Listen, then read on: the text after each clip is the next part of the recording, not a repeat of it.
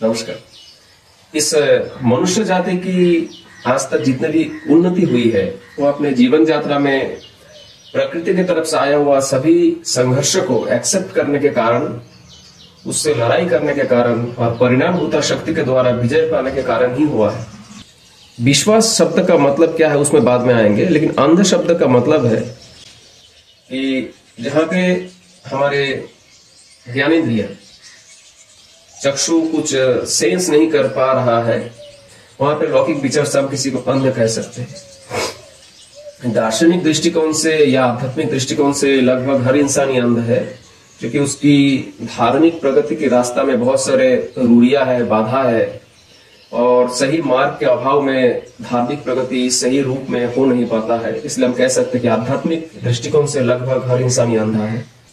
और साहित्यिक दृष्टिकोण से अंधा वो है जिसकी मननशीलता, विचार शक्ति, विवेक ये सब लोप हो गया है, बुद्धि की कोई प्रयोग नहीं है। साहित्यिक दृष्टिकोण से वैसे आदमी को लोग अंधे कहेंगे। और विश्वास का मतलब है कि किसी भी चीज को विचार बुद्धि प्रयोग करके समझा गया और अपनी आंतरिक, मानसिक तथा आध्यात्मिक सभी अस्तित्व को लेके उसका तरफ धावित होना, उसके तरफ चलना को हम लोग विश्वास कहते हैं। इंग्लिश में कहते हैं कि फेथ इज ऑलवेज ब्लाइंड। विश्वास जहां पे है वहां पे हम लोग अपना विचार बुद्धि प्रयोग करके अपने कैपेसिटी के हिसाब से समझते हैं, और जहां पे विचार बुद्धि प्रयोग करने के बाद फिर हमको दोबारा कोई लॉजिक यूज करने की जरूरत नहीं रहती, तो उसको कहते हैं विश्वास की दृढ़ता। मतलब हम कॉन्फर्म हो गए कि अभी और उसको सेटिस्फाई होने की जरूरत नहीं है। लेकिन देश काल पात्र के बंधन में होने के कारण कोई भी चीज चेंज होते रहता है। जैसे एक समय लोगों का विश्वास था कि जब उद्भावनी नहीं हुई थी शुगर की, कि गुड़ ही श्रेष्ठ मीठा है, लेकिन आज हम लोग देखते हैं कि चीनी और गुड़ दोनों निकल गए, तो गुड़ से हर मिठाई बढ़िया तरीके से बनते नहीं है। हर चीज चाय गुड़ से बनाएंगे तो उतनी स्वादिष्ट नहीं बनेंगे, बहुत सारी चीजें लिमिटेशन है गुड़ के भी।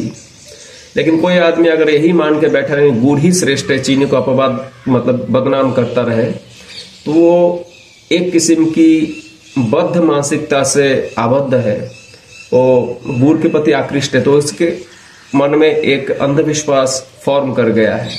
ठीक इसी क्रम में काली बिल्ली रास्ता काट ले, छींक ले, बाहर जाते समय टोक ले, तो ऐसे बहुत सारे अंधविश्वास है जो मनुष्य को आगे बढ़ने में पग पग में बाधा देता है। उसको प्रकृति की तरफ से जो संघर्ष पैदा होता है उसको फेस ही नहीं करने देता, तो मनुष्य की चैलेंज एक्सेप्ट करने की मानसिकता ही जो है रुक जाता है।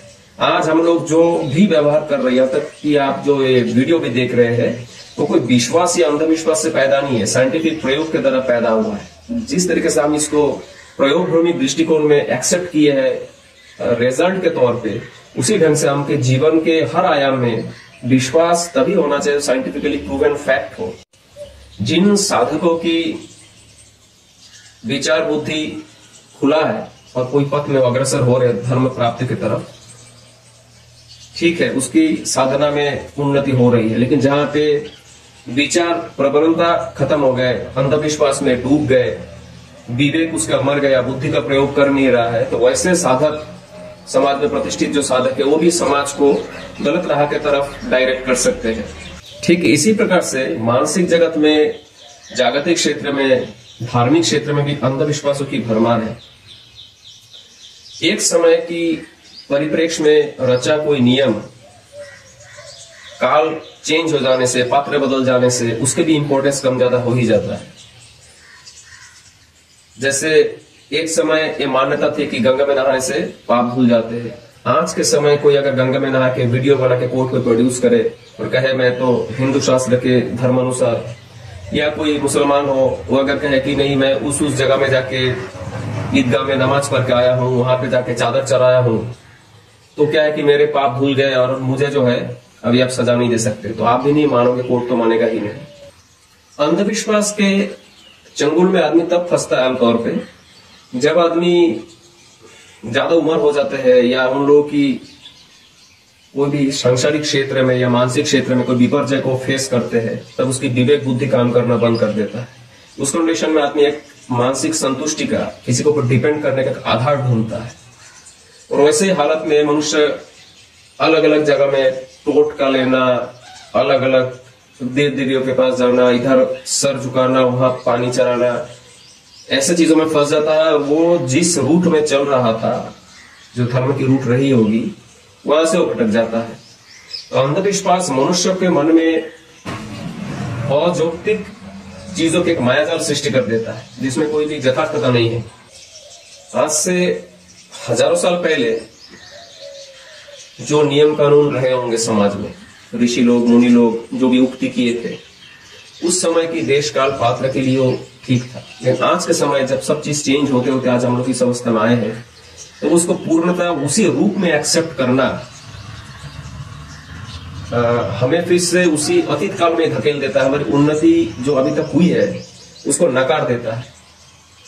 तो हमें कोई भी चीज एक्सेप्ट करना है आज के डेट के अकॉर्डिंग, क्या चीज आज के डेट में सुइटेबल है। लेकिन इसका मतलब ये नहीं है कि हम बोल दें कि जो लोग इन चीजों को दिए थे, उद्भावन किए थे अलग अलग लॉज ऑफ लिविंग को, वो लोग अंधविश्वासी थे, कुसंस्कारी थे। नहीं, ऋषि और मुनि लोग जो है ऐसे नहीं थे। उन लोग उस समय के बहुत ही बौद्धिक क्षेत्र में उन्नत विचार प्रबल मनुष्य थे। उस समय के लिए वो एक्सेप्टेबल था कि आज से करीबन 25-30 साल पहले लोगों के घर में, रूरल और सेमी अर्बन एरिया में लोगों का जो घर में टॉयलेट होता था, वो करीबन मेन घर की स्ट्रक्चर से 50-100 कदम दूर होता था। आज के समय मंदिरों में भी टॉयलेट अटैच हो गया है।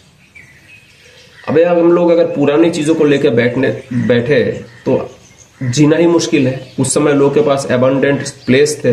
दूसरा, टॉयलेट की टैंकी का सिस्टम नहीं था, कच्चा टॉयलेट था, तो बीमारी ना फैले, बहुत सारी चीज उस कारण से दूर रखा जाता था। घृणा के पात्र था, टॉयलेट से आते ही नहाना पड़ता था। आज लोग नहाते नहीं, हाथ पैर धो के साबुन से बाहर निकल जाते हैं। तो मन से घृणा वृत्ति ऑटोमेटिकली दूर हो गया।